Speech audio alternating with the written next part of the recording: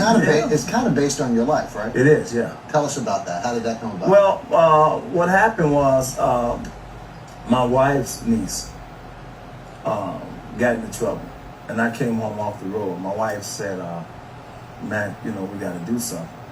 And I was like, "She ain't my niece."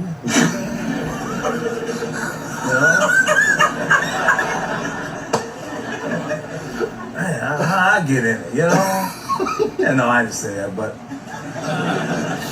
and I went over there and I got her, and she had her daughter Monique and everything, and it was a combination of what happened to us and a friend of mine.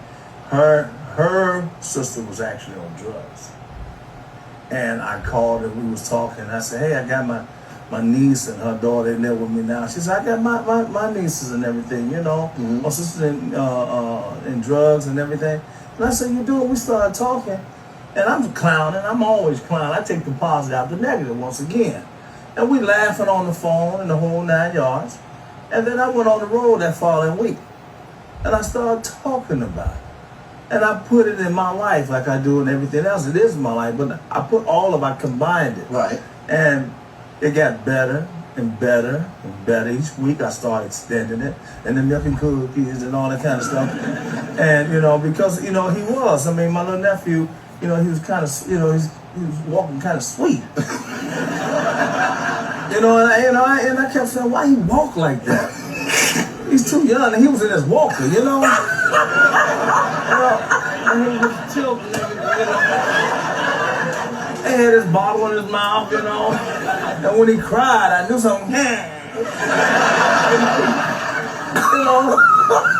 So I said, okay, gotta love him anyway, gotta love him, And, I started putting the story together, and he did come to me. He told me, he said, "I want some milk and cookies." And I said, and it made me laugh.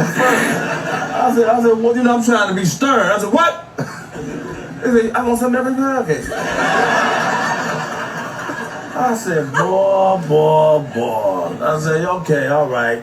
And I brought it to the stage, and it works because that's my comedy. Mm-hmm. If it's not true to me, I can't tell it to the people. Now that's kind of what made